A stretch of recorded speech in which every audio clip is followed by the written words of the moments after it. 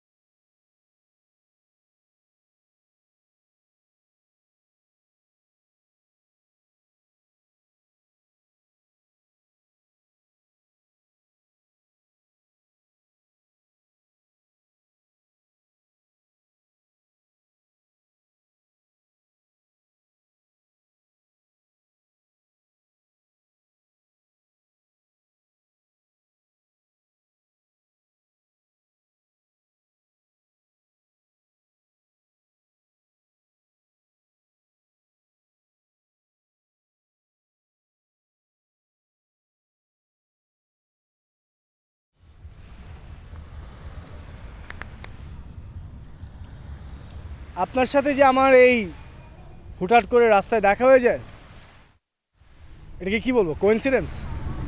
জি না। তাহলে কি বলবো? তাহলে আমি যখনই আপনাকে দেখি তখন ইচ্ছে করে আপনার সামনে চলে আসি, আর রাস্তায় যখনই বের হই সারাক্ষণ আপনাকে খুঁজতে থাকি। মনে হচ্ছে আপনি আর আপনার চোখ একসাথে ফান করলেন, তাই না? ফান করি না, সত্যি বললাম। সিরিয়াসলি কিন্তু। আচ্ছা, কেন বলেন তো? আপনার কেনর অ্যান্সার আমি অবশ্যই দিব, কিন্তু যা বললাম সেটা বিশ্বাস করেছেন তো? ঠিক আছে, ধরুন যে বিশ্বাস করেছি, এবার আনসারটা দিন। আমি তখন সবেমাত্র ও লেভেল কমপ্লিট করেছি, ধুপ করে একটা ছেলের প্রেমে পড়ে গেলাম। হ্যালো, মানে ধুম করে কি কেউ কারো প্রেমে পড়ে নাকি? হ্যাঁ, পড়া যায়। আমার সব কিছু ধুপধাপ করেই হয়ে যায়।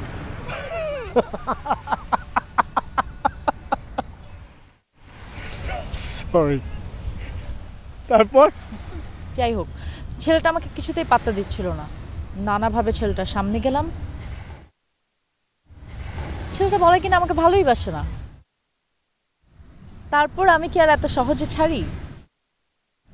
প্রেমে পড়লে ছেলেরা যা যা করে সব কিছু করলাম, প্রতিনিয়ত জ্বালাতে থাকলাম। কিরকম বলেন তো? ওর বাসার সামনে দাঁড়িয়ে থাকতাম, তারপর ওকে লিফট দেওয়ার জন্য সবসময় গাড়ি নিয়ে যেতাম, তারপর বাসায় গিফট পাঠাতাম, আরও কত কি। বলেন কি আপনি?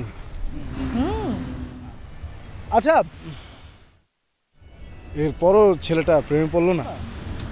না, বিরক্ত হয়ে বিদেশে চলে গেল। তাই? আমি অনেক কেঁদেছিলাম জানেন। আপনি এত চেষ্টা করার পরও ছেলেটা প্রেম পড়লো না কেন? ও ছিল আমার কাজিন, আমার ফুফাতো ভাই। ওরা অনেক গরিব ছিল, ওদের ফ্যামিলির সাথে আমাদের ফ্যামিলির একটু প্রবলেম ছিল, এই আর কি, সব কিছু মিলে আর হয়নি। বুঝতে পারছি। বুঝতে পারছেন না, আমি আপনাকে যতটুকু বলেছি তার চেয়ে 100 গুণ বেশি করেছি।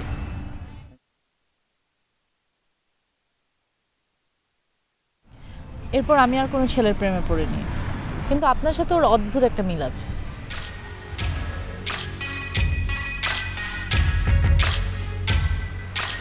আমার সাথে? সেজন্যই তো প্রথম দিন আপনাকে দেখে আমি একদম চমকে গিয়েছিলাম, তারপর নিজে থেকে এসে আপনার সাথে কথা বললাম।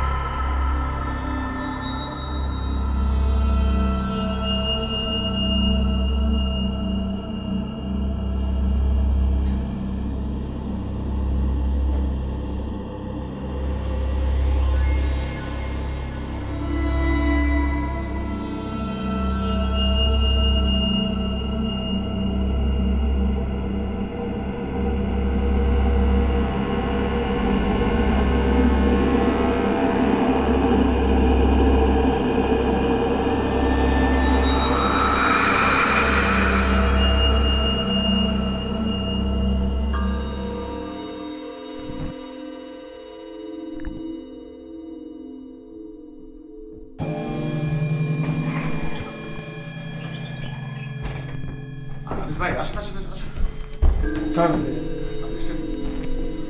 ভাইজান হঠাৎ করে এত জরুরি খবর দিলেন? আচ্ছা আনিস ভাই, আপনি আমাকে একটা উপকার করতে পারবেন? কি উপকার বলেন ভাইজান? এই হোটেলের রিসেপশনে একটা খবর নেবেন, রেবেকা নামে একজন এই হোটেলে উঠেছে কিনা, আর উঠলে তার সাথে কে আছে। জি ভাইজান, আমি এক্ষুনি যাচ্ছি। তাড়াতাড়ি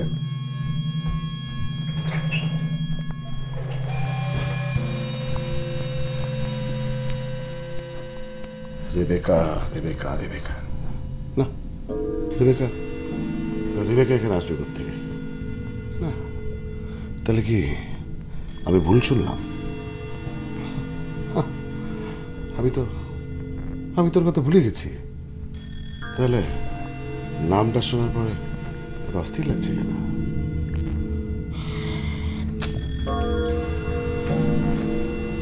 আরে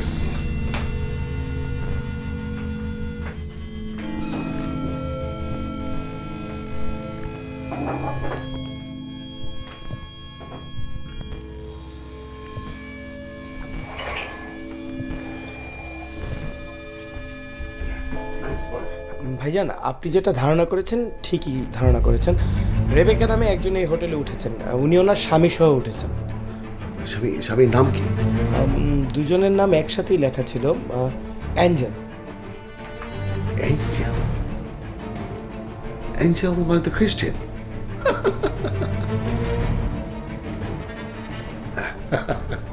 রেবেকা শেষ পর্যন্ত খ্রিস্টান লোকই বিয়ে করেছে।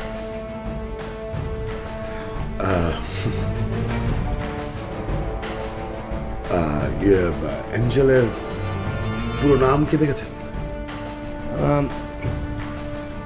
শেখ অ্যাঞ্জেল হায়দার। তাহলে তো মুসলমান।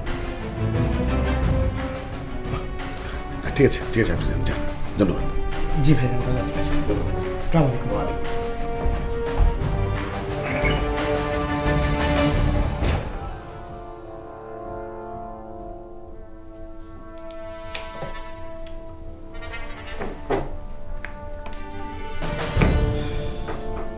শেখ অ্যাঞ্জেল হায়দার।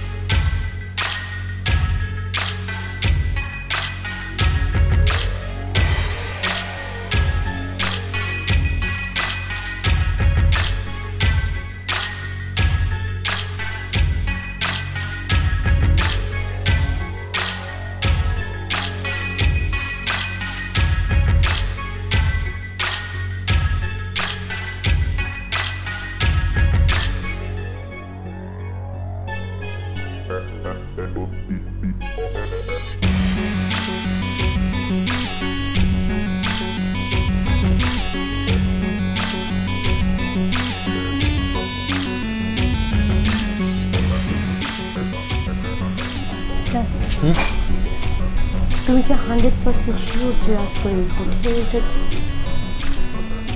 হ্যাঁ। ও ও এত বড় একজন টেরোরিস্ট, ও 100% শিওর না হয়ে তো হোটেলে ওঠার কথা না। আর তোমরা জানলেই বা কী করে ও এই হোটেলে উঠেছে? রেবেকা আমাদের নানা সোর্স আছে, এই সোর্সগুলোর মাধ্যমে আমরা অনেক ধরনের ইনফরমেশন পাই। ইনফ্যাক্ট গত 5 বছর যাবত ওর উপর আমরা নজর রাখছি।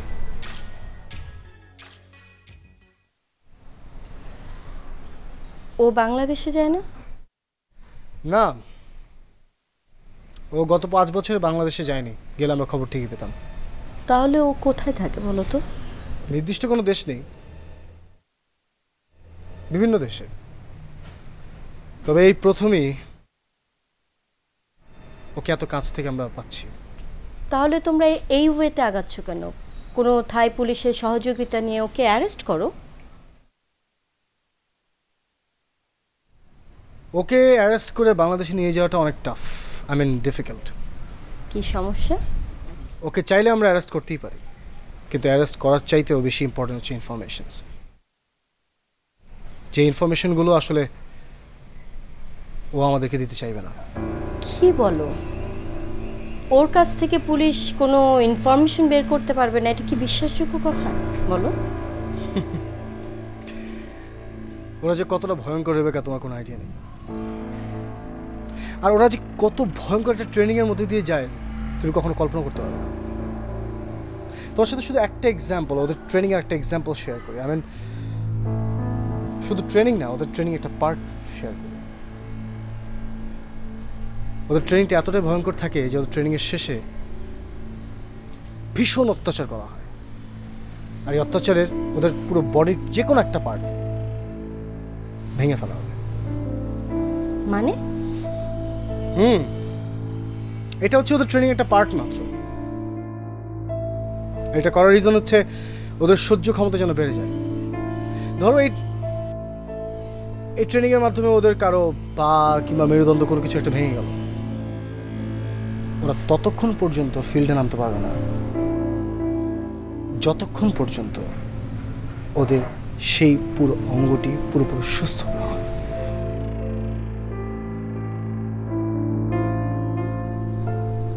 বলো কি? হ্যাঁ, আমরা তাই দেখেছি। এর আগে ওদের যত বড় বড় নেতাদের আমরা ধরেছিলাম তারা কেউ মুখ খুলেনি, বরং মুখ খুললেও এমন কিছু তথ্য দিয়েছে যেটা দিয়ে আমাদের পুরো কেসটাকে আমাদেরকে ওরা বিভ্রান্ত করছে। এদের সাংগঠনিক ক্ষমতা চমৎকার। এদের গ্রুপে যদি কেউ একবার জয়েন করে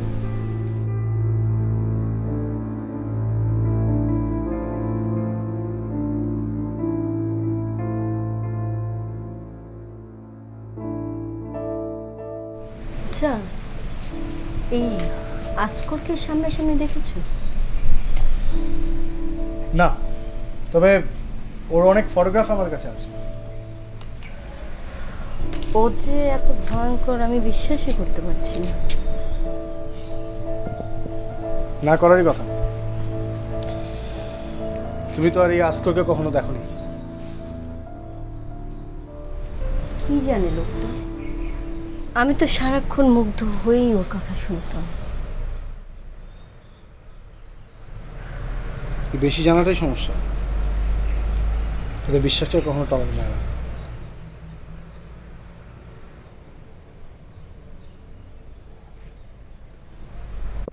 আমার মনে হয় তোমার বাইরে বেশিক্ষণ থাকা ঠিক না, ভেতরে যাও।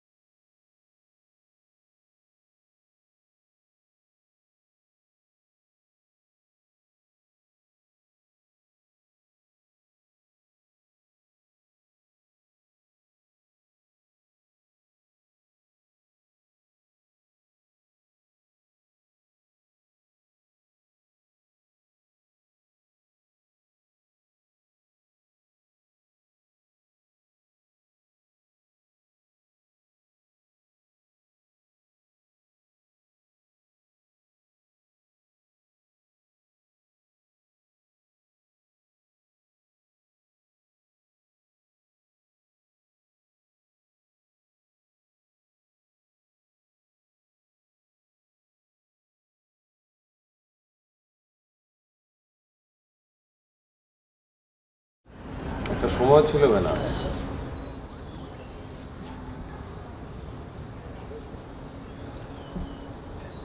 যখন কলিং বেলের শব্দেই তুই বুঝতে পারতি যে আমি এসেছি। আজকে এতক্ষণ তোর সামনে দাঁড়িয়েছিলাম, তুই টের পেলি না, কিন্তু আগে হাজার মানুষের মধ্যেও তুই আমাকে আলাদা করতে পারতি।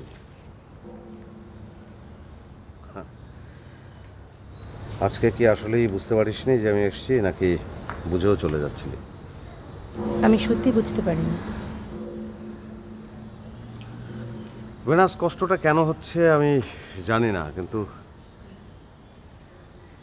এটাই হয়তো স্বাভাবিক। এত সকাল সকাল এখানে কেন এসেছে? হ্যাঁ, এই প্রশ্নটা আমি নিজেকে করেছি, একবার দুইবার না, অসংখ্যবার। জানতাম যে তোকে ঠিক এখানেই পাবো।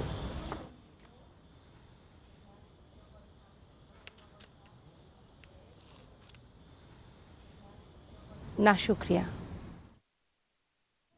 যা পায় মানুষ তা নিয়ে কখনোই সুখী হয় না। আরো চাই, আরো চাই। মনের যত যন্ত্রণা এজন্যই, মনের যত অসুখ এজন্যই। কথাটা কি তুই আমাকে মিন করে বললি বেনাস? মানুষের মনে কষ্ট দেওয়া আমার পক্ষে সম্ভব না। তা না হলে আমি বলতাম। তুই বল,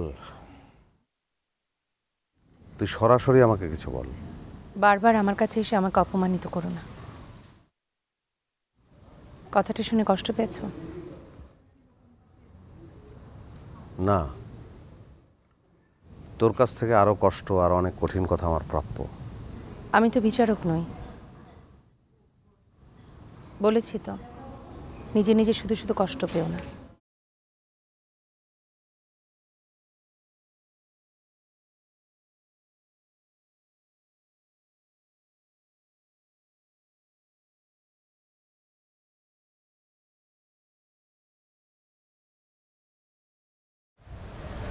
ওই যে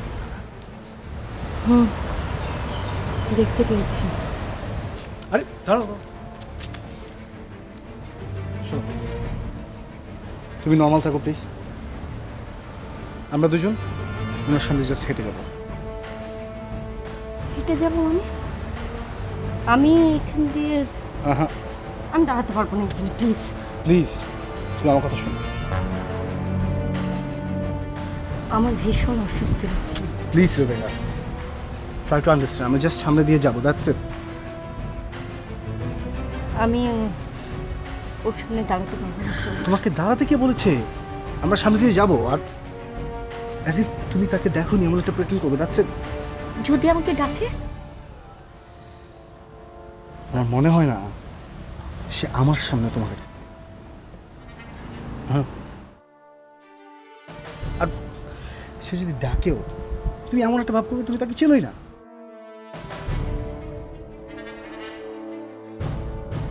আমাকে একটু সময় দাও প্লিজ। রেবেকা, এত সময় দেওয়া যায় না। Just be normal. আচ্ছা চলো। হ্যাঁ,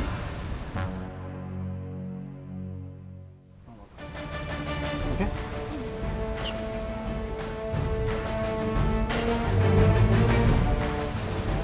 এটা শুধুমাত্র অভিনয়, আর কোনো খুদ রাখতে যাবে, ঠিক আছে?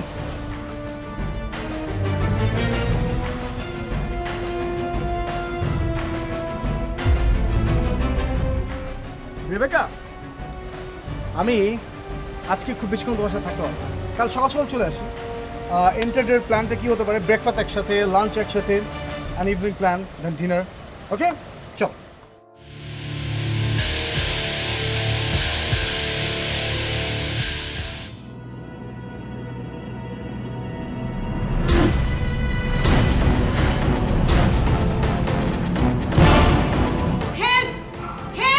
হাসছো কেন?